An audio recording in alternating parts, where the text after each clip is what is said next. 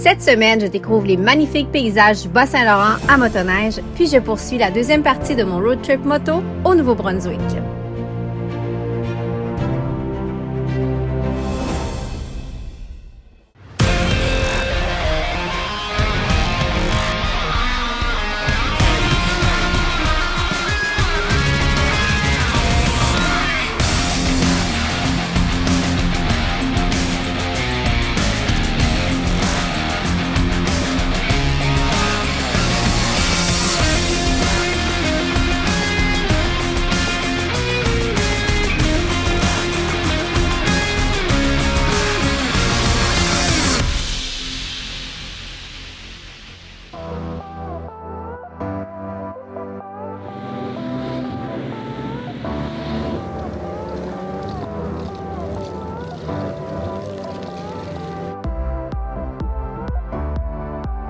Cette semaine, je suis dans le Bas-Saint-Laurent, plus précisément à Rivière-du-Loup, et je vais explorer le territoire à motoneige.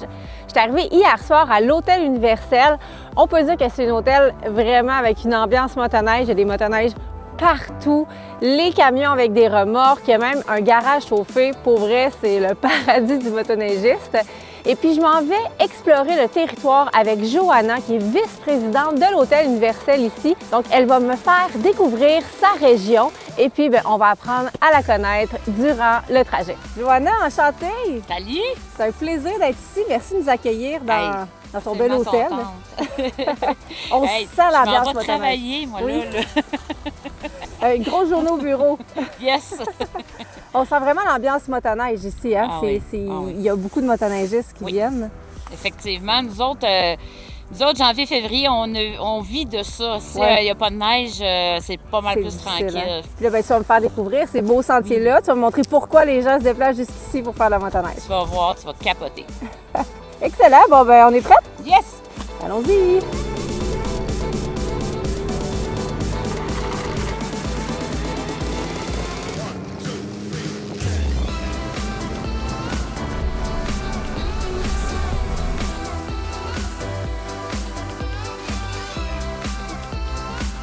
Première destination. Johanna me guide sur le pont de glace qui nous fait traverser le fleuve jusqu'à l'île verte pour découvrir le tout premier phare qui a été construit au Québec. On parle de 1809. Malgré le froid, nous pouvons admirer la beauté du paysage hivernal. On reprend la route, direction le club de motoneige Les Aventuriers.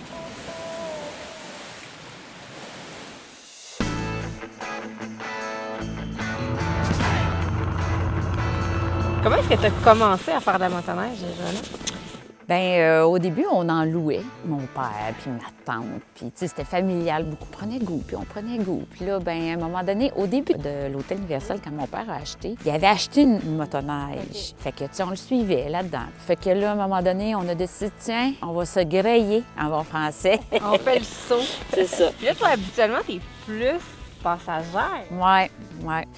Tu m'as sorti de ma zone de confort un peu. J'adore ça. Habituellement, je conduis pas. J'aime ça être en arrière. J'écoute ma petite musique. Je prends des vidéos, je filme. J'aime ça. Tu sais, c'est super le fun. Fait que c'est pour ça que j'insistais pas pour conduire. Quand on m'a offert de t'accompagner, je dis, ben écoute, là, je suis pas pire qu'un autre. Fait que là, je me suis pratiquée. Fait que, puis sérieux, ça va bien. Qu'est-ce que tu trouves le plus fun, justement, de chauffer toi-même? Bien, c'est un petit peu plus challengeant, puis je te dirais que c'est plus forçant, puis tout ça. Mais en même temps, tu as un certain contrôle, puis c'est super le fun. J'adore les deux, en fait.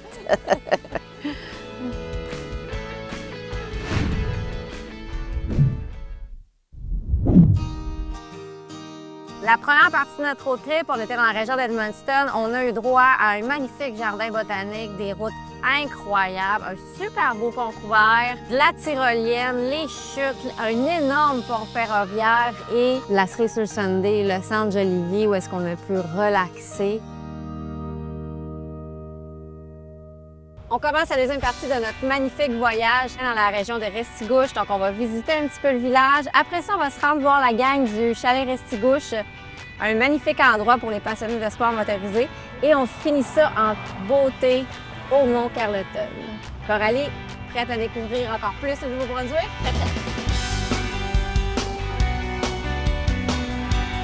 On débute la journée à Saint-Quentin, capitale de l'érable de l'Atlantique. C'est super intéressant parce qu'ici, on est dans une reproduction de la gare d'origine de 1910 environ. Puis on a un petit musée, fait qu'il y a quelques petits artefacts sur justement le temps où les trains sont arrivés ici. Puis on a aussi appris, et de là la grande feuille d'érable, que c'est la capitale du sirop d'érable de l'Atlantique. Et on a goûté à un sirop d'érable ici, ma foi, délicieux. Et c'est pas peu dire parce qu'au Québec, on en a du sirop d'érable.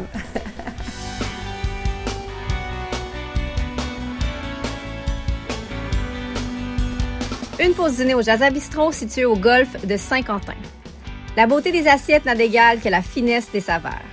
Ensuite, petite pause au chalet Restigouche, question de bien digérer. Et maintenant, direction le Mont Carleton. C'est magnifique. J'étais déjà venue au Mont Carleton en hiver, mais en été, ça prend une forme tout aussi magnifique, mais différente. Nos montures sont équipées de grosses valises et c'est pas pour rien parce qu'aujourd'hui, on fait du genre de camping rustique, mais dans des chalets. Donc, on en est sleeping, oreiller, et puis on va dormir dans le bois, à peu près à 30 minutes du chalet principal. Pas d'électricité, pas d'eau. On va vraiment vivre l'aventure, Coralie. C'est l'expérience complète. Oui, l'expérience complète. Maintenant, j'aimerais profiter de ce cadre enchanteur pour parler un petit peu de ton parcours. Tu es allée à l'école en danse. Très tôt, tu as commencé la danse. Pour toi, c'était comme ta grosse passion. Est-ce que tu voulais faire dans la vie? Et là, tu en es rendu où avec ça? J'ai commencé la danse à 9 ans. Puis c'est drôle parce que c'était une activité familiale. Ah oui? Oui. Ma mère a décidé de nous amener toute la famille prendre des cours de salsa. J'adore ça. Ouais. J'adore ça. Quelle belle initiative Ouais. de la part de ta mère. Ça m'a donné le goût de faire encore plus de danse. Ensuite, j'ai été beaucoup dans la danse urbaine. J'ai fait des compétitions pendant quelques années. J'ai commencé aussi à enseigner environ à 14 ans aux jeunes enfants. Et là, la danse te permet de vivre parce que tu l'enseignes à temps plein pratiquement. Oui, donc la vie fait drôlement les choses parce qu'une de mes amies m'avait invitée à essayer des cours de pole dance. Je suis vraiment tombée en amour. J'ai délaissé tranquillement la danse urbaine. 1 an et demi, 2 ans plus tard, j'ai appliqué pour devenir professeure. Et parlons de la perception du pole dancing. C'est ça peut être très divisé. Donc c'est sûr qu'il y a encore du stigma par rapport à ça parce que ça vient de la culture des strip clubs. Puis c'est quelque chose, je pense que c'est important de prendre en compte parce que sans ça, on n'aurait jamais eu accès. Pour moi, ça a été vraiment un outil pour reprendre contact avec mon propre corps. Mais tu vois, c'est ce que j'avais posé comme question. Qu'est-ce que tu penses que ça apporte aux femmes qui vont suivre ces cours-là? La première chose que moi, ça m'a amené, c'est une confiance supplémentaire. Ça m'a aussi amené à être un peu plus en paix avec ce que je voyais dans le miroir. Parce que tu es confrontée, tu sais.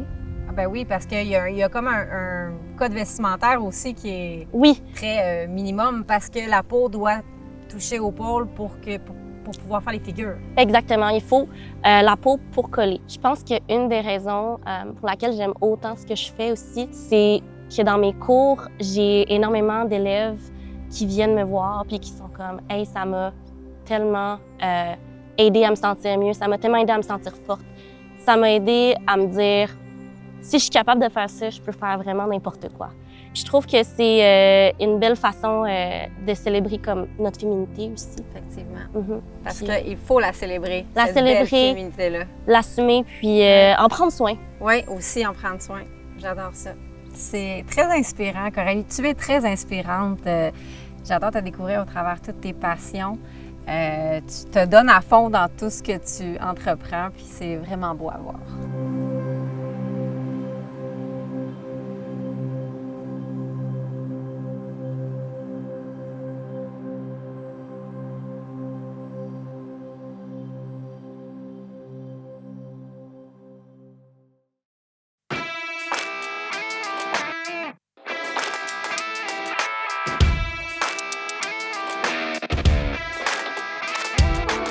Je suis avec O'Neill Dupont, qui est président du club Les Aventuriers. Je suis fascinée par le nombre d'années que tu es impliqué dans le club. C'est 50 ans, c'est ça? Oui, ça va faire bientôt 50 ans, oui. Hey, tu as dû voir une évolution incroyable. Avec l'équipe qui était avec moi dans ces années-là, on l'a tout refait, le club, le relais, les garages, on a tout refait ça de A à Z. On a fait beaucoup d'améliorations de sentiers. Qu'est-ce qui fait qu'après 50 ans, on est toujours aussi passionné? J'ai le goût de développement. Ouais. Et on a toujours fait des choses nouvelles, puis on améliore les sentiers. Puis les équipements, la même chose. Vous avez combien de kilomètres de sentiers? 160 km de 160? Oui. Et pour convaincre les gens de venir rouler ici au Bas-Saint-Laurent, qu'est-ce que tu leur dirais? Ce que je leur dirais, venir voir les sentiers, la largeur des sentiers qu'on a construits par les années et l'efficacité de la finition du damage de sentier. Merci beaucoup, O'Neill. En tout cas, je suis très impressionnée de voir votre club et vos sentiers sont vraiment super le fun à rider. Merci.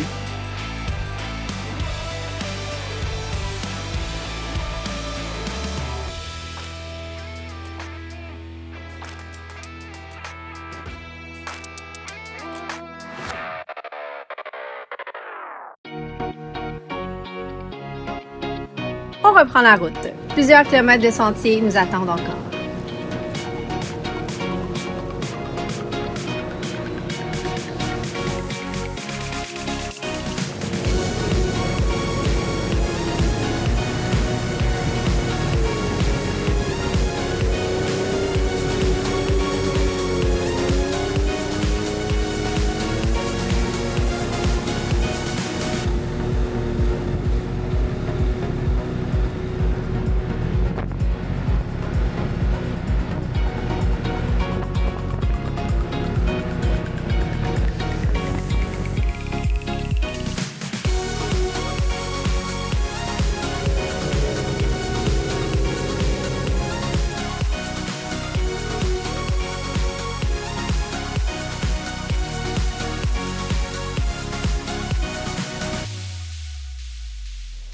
Quelle belle journée!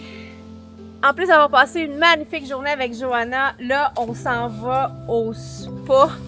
Écoute, après une journée de motoneige, là, pour moi, ça, c'est le rêve. Et ensuite, on va souper au Resto Boréal. Une belle soirée en vue.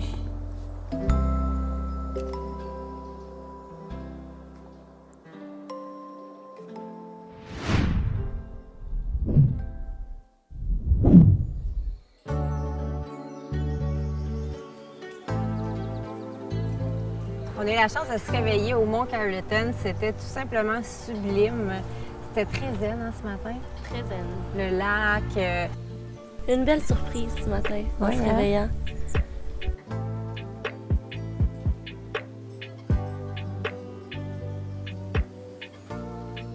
On quitte notre coin de paradis en remorque pour une question logistique de tournage. Nous allons faire un arrêt au parc Morrissey Rock pour profiter de la vue. Ensuite, on se rend au centre d'expérience Restigouche à Campbellton pour dîner.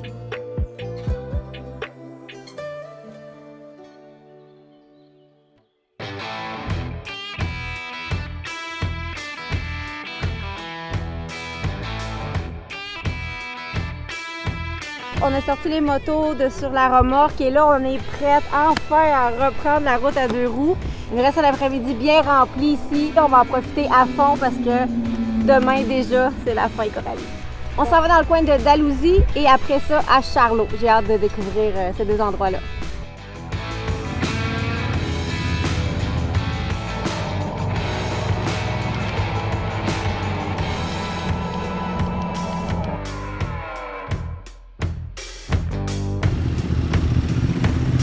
Découverte de la microbrasserie Heron Bay Brewing, la brasserie la plus au nord du Nouveau-Brunswick.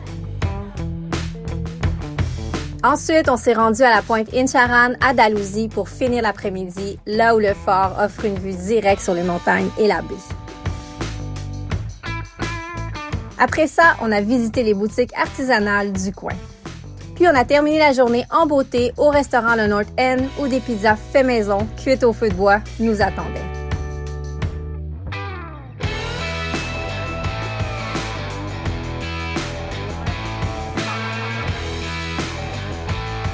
Quel voyage incroyable!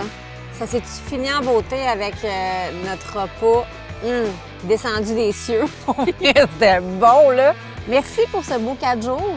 Merci à toi. Énormément de fou rire, de beaux moments. Et là, Coralie, je veux savoir, qu'est-ce que tu dirais aux femmes qui osent pas se lancer? Parce que toi, dans la vie, tu t'es lancée. À 19 ans, tu es allée chercher ton permis de moto toute seule. Tu as adopté le pole dancing, tu l'enseignes maintenant, malgré les stéréotypes autour de ça. Puis le parallèle est bon aussi avec la moto. Qu'est-ce que tu dirais aux femmes qui hésitent de se lancer, de suivre leurs rêves? Mais c'est ça, c'est sûr que j'ai envie de dire aux femmes de juste go for it, d'y aller. Puis en fait, c'est que d'un autre côté, je comprends que on peut entendre ça puis se dire, ah ben oui, c'est vraiment plus plus facile à dire qu'à faire. Moi, une des choses qui m'a vraiment fait un pivot dans ma vie, qui m'a donné vraiment envie de aller essayer des choses, pas avoir de regrets, j'ai été témoin de comme la maladie de mon père. Puis mon père qui est décédé, c'est quand j'avais 19 ans. Je souhaite à personne d'avoir à vivre un moment comme ça pour faire cette réalisation-là. Fait que moi, c'est pour ça que je suis comme, hey, je l'ai vécu, fait que là, je peux le transmettre sans que les personnes le vivent. Tu peux ajouter quelque chose, parce qu'on avait une conversation super intéressante off-cam tantôt, c'est de ne pas être trop sévère avec nous-mêmes et de ne pas se mettre trop de pression. Déjà, ça amène à plus se lancer si on y va, mettons, sans toute cette pression-là qu'on est capable de se mettre. Hein? Vraiment. Moi, je pense que dans les choses que j'ai essayées, que quand je me suis lancée, les moments où est-ce que ça a été le plus beau et le plus satisfaisant pour moi, ça a vraiment été des moments où est-ce que je me suis pas jugée moi-même. Puis que je suis pas allée dans la pression de performer ou la pression de réussir. Il faut le faire pour nous, puis il faut le faire en se disant, hey, on a juste une vie à vivre. Hey, puis si ça fonctionne, ça fonctionne. Puis si ça fonctionne pas, puis c'est pas grave. La vie va faire son chemin. Voilà. C'est un immense plaisir de partager ce beau 4 jours-là au Nouveau-Brunswick avec toi. T'es une femme à découvrir, t'es inspirante, t'es belle inside and out. C'était un plaisir, Coralie. Merci. Merci de m'avoir partagé tout ça. Pour moi, ton parcours est incroyable. T'es une jeune femme remplie de ressources puis super inspirante. L'accueil aide beaucoup au partage, donc merci.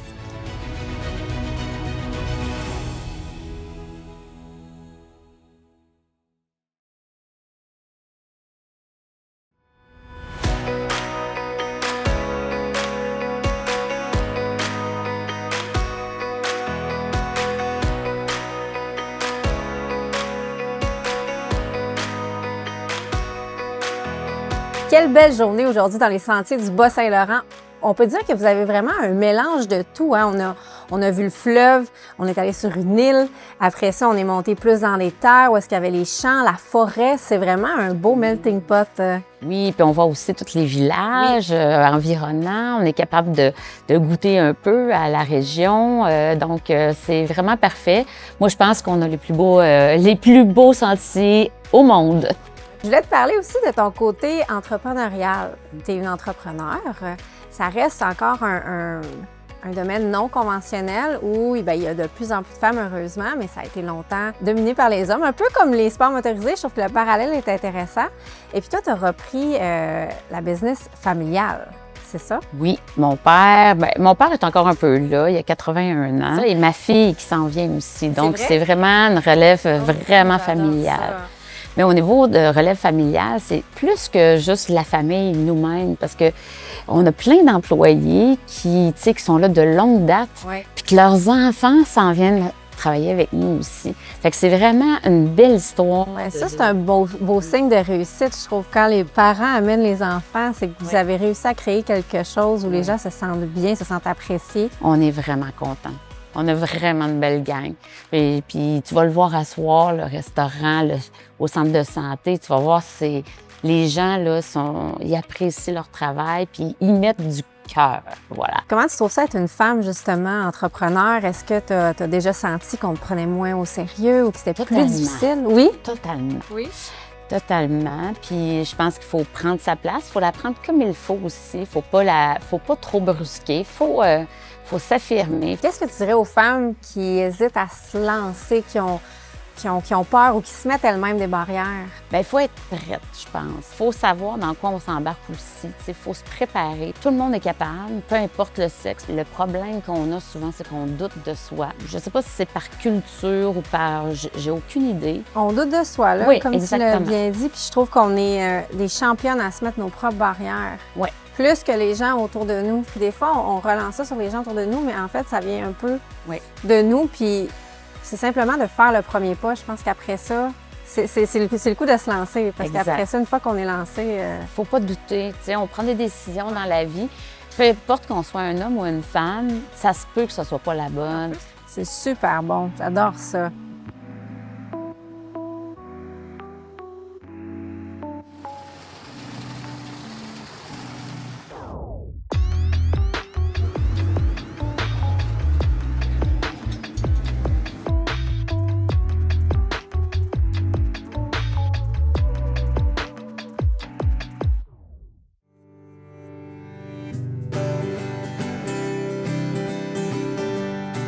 Pour cette deuxième journée dans le Bas-Saint-Laurent, l'aventure se poursuit en solo.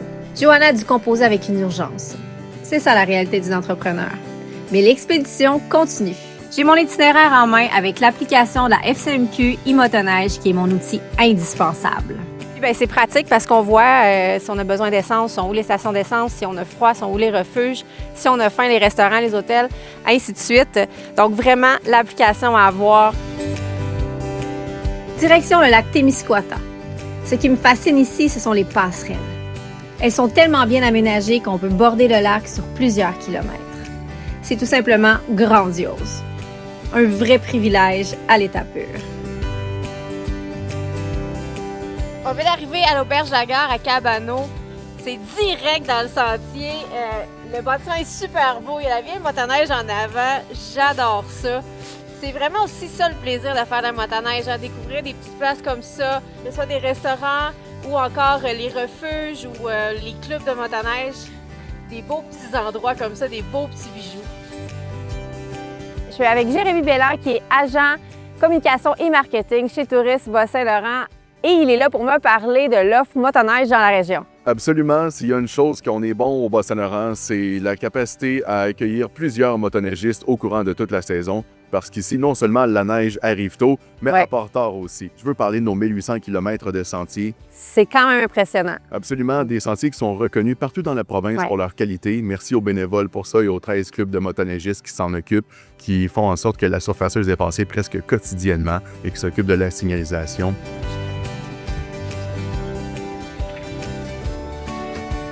C'est à Cabano, à l'auberge de la gare, que l'aventure se termine. Merci énormément à Johanna de m'avoir fait découvrir son petit coin de pays.